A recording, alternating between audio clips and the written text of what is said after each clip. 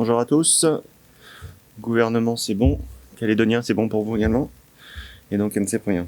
Donc, comme vous l'avez rappelé, un point essentiellement sanitaire aujourd'hui. Donc, 160 tests ont été réalisés sur la journée d'hier. 4 cas positifs ont été déclarés. Les 4 cas positifs sont des personnes qui étaient des sorties de quatorzaine du vol de Wallis et Futuna du 10 mars. Vous savez, quand on a appris qu'il y avait des nouveaux cas positifs, le gouvernement a fait le choix de suspendre les vols dès le 7 mars. Le 7 mars, il y avait un vol de Wallis et Futuna qui était prévu, qui avait été décalé au 10 mars justement pour mettre en place les dispositifs de quatorzaine pour les vols de Wallis et Futuna. Donc ces personnes ont été testées à l'issue de leurs 14 jours et donc 4 personnes ont été détectées positives et donc placées au Medipol. Toujours sur le point de sanitaire, donc nous avons 24 personnes qui ont été guéries sur les 62 cas positifs qui ont été déclarés depuis le 7 mars. Sur les personnes en réanimation que nous avions, donc nous n'avons plus personne en réanimation sur les 2 personnes qui étaient à l'origine, les 2 Calédoniens. Nous avons toujours une personne en réanimation de Wallis et Futuna, mais sur les cas de Nouvelle-Calédonie, plus aucune personne. Sur la partie vaccination, vous le savez, on a dû réajuster la campagne de vaccination, ce qui a entraîné un certain nombre de reports, puisque nous sommes concentrés vraiment sur les personnes prioritaires, c'est-à-dire les personnes de plus de 65 ans, les personnes qui avaient des possibilités de comorbidité importantes et également les personnes qui devaient avoir une deuxième dose. Donc nous avons repriorisé, ce qui ne nous empêche pas néanmoins d'avoir 1000 doses par jour qui ont été réalisées hier et qui portent à plus de 25 000 doses réalisées depuis le début de la campagne de vaccination, qui est quand même un rythme extrêmement important. Je profite de ce point presse pour revenir sur des informations donc qui sont peut-être passées un peu vite, mais qui ont été bien détaillé néanmoins par vos différents médias et pour bien préciser les choses sur la question des vols.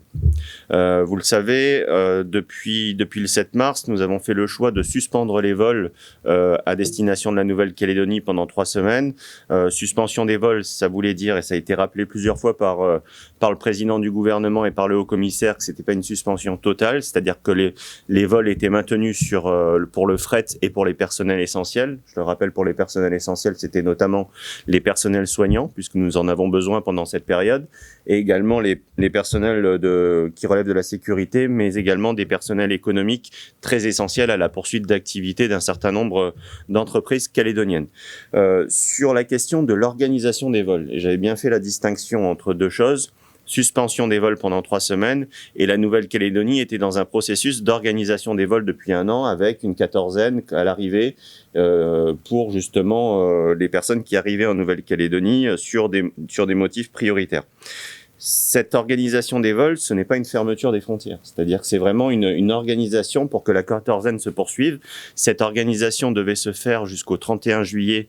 Elle a été prolongée jusqu'au 31 octobre parce que si nous ne prolongions pas jusqu'au 31 octobre, les compagnies aériennes et notamment Air Calin pouvaient revendre des billets de manière normale et la quatorzaine s'arrêtait. Par mesure de précaution, on a souhaité justement prolonger jusqu'au 31 octobre et nous travaillons avec les services des autorités sanitaires et aussi avec les autres pays pour voir comment permettre aux personnes vaccinées peut-être d'avoir des quatorzaines réduites, d'avoir une réouverture progressive sur certains tronçons où on a des taux de vaccination qui sont importants, des discussions avec les pays de la zone, mais on a toujours essayé de faire par étapes et de préserver la santé des Calédoniens avant tout. C'est-à-dire que là, nous avions eu une période de 3 semaines où nous souhaitions redevenir Covid-free rapidement.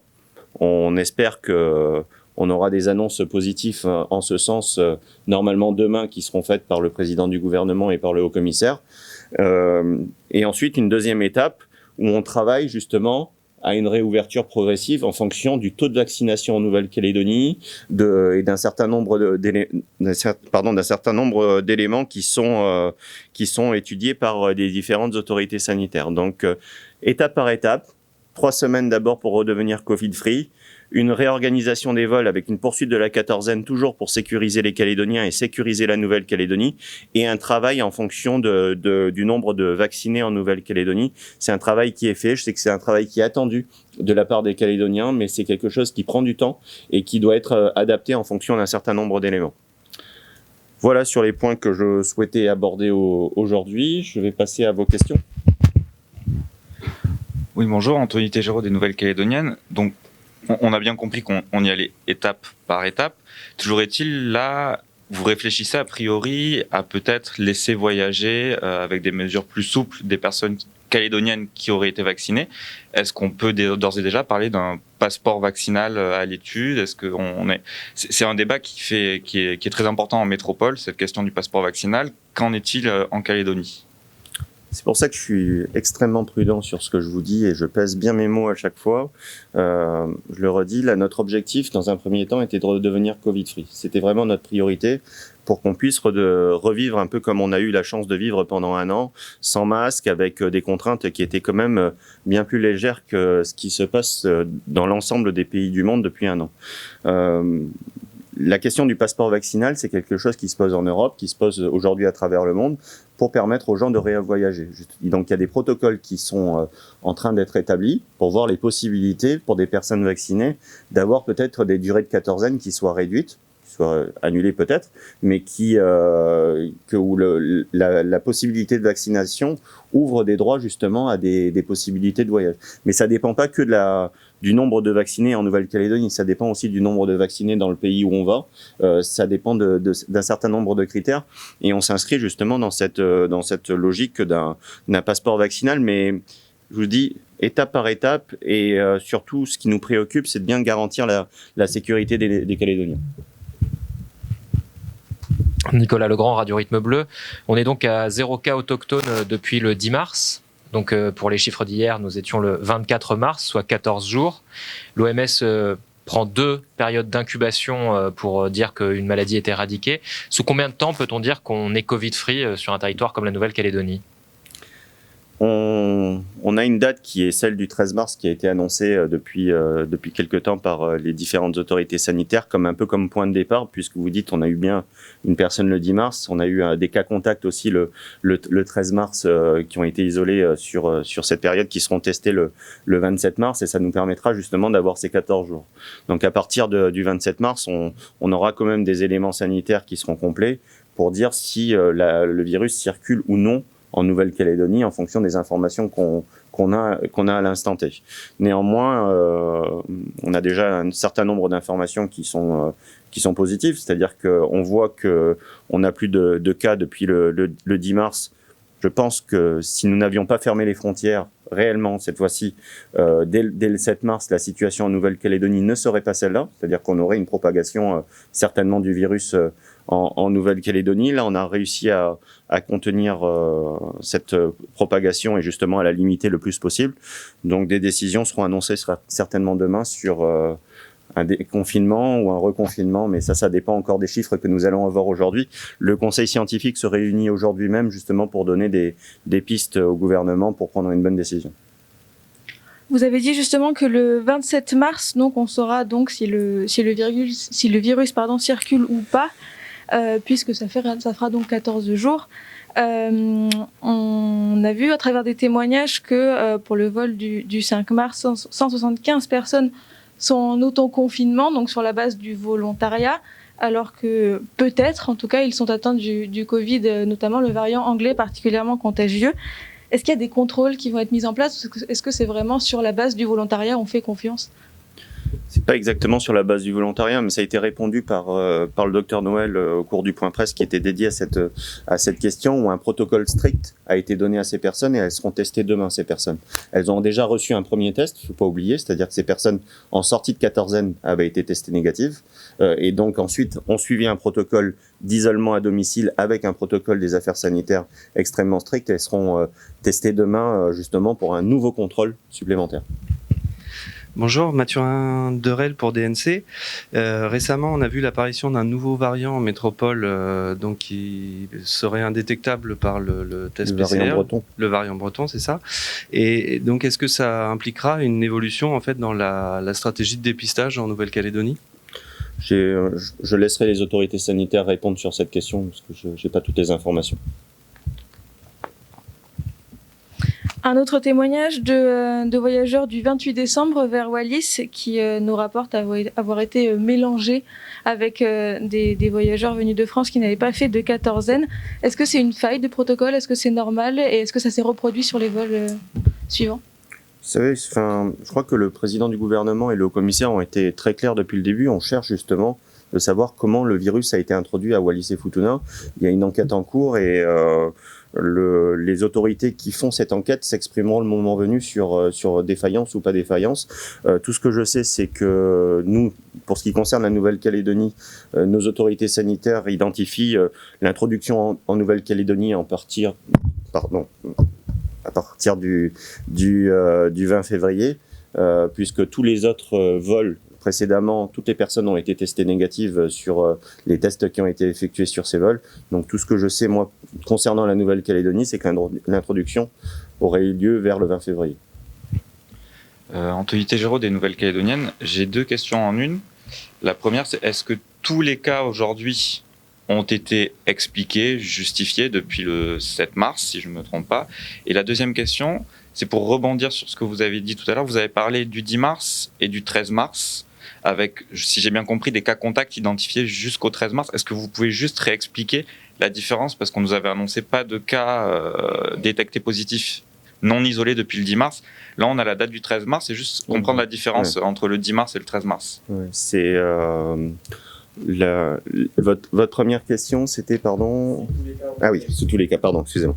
Sur tous les cas, oui, on a eu des enquêtes qui ont été réalisées et tous les cas ont une explication. Il n'y a pas de cas qui n'arrivent pas à trouver de faille. On avait une personne qui avait été testée positive en préhospitalisation et finalement les contrôles de la direction des affaires sanitaires a permis de montrer justement, et les investigations des autorités sanitaires a permis de montrer à quel lieu ils auraient pu justement avoir cette contamination. Sans jamais à 100% de certitude, mais au moins il y a une explication logique sur ça. Sur la question du 10 ou du 13 mars, oui, donc la personne a été détectée positive le 10 mars. Donc il y a des investigations ensuite qui sont en cours avec ces personnes-là, avec des personnes cas contact de cette personne du 10 mars, donc qui sont identifiées, qui sont en isolement et qui sont en contrôle et qui seront testés le 27 mars après. Voilà. C'était clair? Ouais. Mathurin Derel pour DNC. Je souhaiterais revenir sur le conseil scientifique. Donc, en métropole, le conseil scientifique donc produit des avis qui sont rendus publics, ce qui permet d'apprécier en fait la différence entre les avis et les décisions prises par les politiques. Pourquoi est-ce que c'est pas le cas en Nouvelle-Calédonie? Pourquoi est-ce que les avis du conseil scientifique sont pas rendus publics? Quelque chose qui a été créé par le président du gouvernement pour alimenter la collégialité. Enfin, je crois que les membres du conseil scientifique s'expriment régulièrement sur vos différents médias. Enfin, j'ai eu l'occasion d'en voir de nombreux s'exprimer sur l'ensemble des médias calédoniens. Il n'y a rien à cacher. Le président du gouvernement, quand il fait sa communication, dit les conclusions de l'avis du conseil scientifique. Il l'a dit plusieurs fois, donc on n'a rien à cacher sur cette partie-là. Il faudra poser la question aux scientifiques eux-mêmes. Des mairies ont dévoilé leur planning des vacances. Est-ce que ça veut dire qu'on se dirige vers un déconfinement et que vous l'annoncerez demain? Je crois chaque chose en son temps. Il y a des mairies qui ont besoin de s'organiser en fonction des éléments qu'ils ont. Il y a des centres de vacances qui ont besoin de s'organiser. Il y a des entreprises qui ont besoin de s'organiser. Aujourd'hui, il n'y a aucune décision qui est prise dans un sens ou dans un autre. C'est-à-dire qu'on attend justement l'avis du conseil scientifique sur les propositions qu'ils vont émettre. On va en débattre en collégialité. On va en débattre en cellule de crise cet après-midi et les décisions seront annoncées demain. Ensuite, on est dans une dynamique qui est positive. C'est peut-être qu'ils anticipent ça, mais les décisions officielles seront annoncées demain. Pardon, juste parce que j'ai vu aussi la publication d'un certain nombre d'entreprises qui annonçaient une réouverture dès lundi. Il n'y a pas de passe-droit vis-à-vis de communes ou d'entreprises ou de qui que ce soit sur des informations qui ne seront pas diffusées, qui ne sont pas diffusées à l'ensemble des Calédoniens. La décision aujourd'hui n'est pas encore prise, elle sera prise cet après-midi et elle sera diffusée demain si nous avons l'ensemble des informations nécessaires. Nicolas Legrand, Radio Rythme Bleu. Concernant l'organisation des vols internationaux, à l'origine, le régime allégé allait donc jusqu'au 31 juillet. C'est prolongé jusqu'au 31 octobre depuis cette semaine par le gouvernement. On pense notamment aux étudiants calédoniens en métropole qui souhaitaient rentrer pour la période estivale pour eux en Europe. Quelle est la marche à suivre, du coup, vu ce rallongement de la période du régime allégé? Est-ce qu'il y a un numéro pour les rapatriements, toujours une cellule de rapatriement? Comment peuvent faire leurs proches aussi pour joindre peut-être le gouvernement? Oui, il y a toujours une cellule de rapatriement, il y a toujours le formulaire à remplir, et pour les étudiants, qui étaient déjà sur les vols qui étaient prévus et qui ont été annulés, ils seront reclassés de manière prioritaire. Et par contre, pour ceux qui n'avaient pas encore pris leur billet, la procédure reste exactement la même. Il faut aller sur le site du gouvernement et remplir le formulaire qui est sur le site du gouvernement. Plus de questions? Très bien. Je vous remercie et à demain.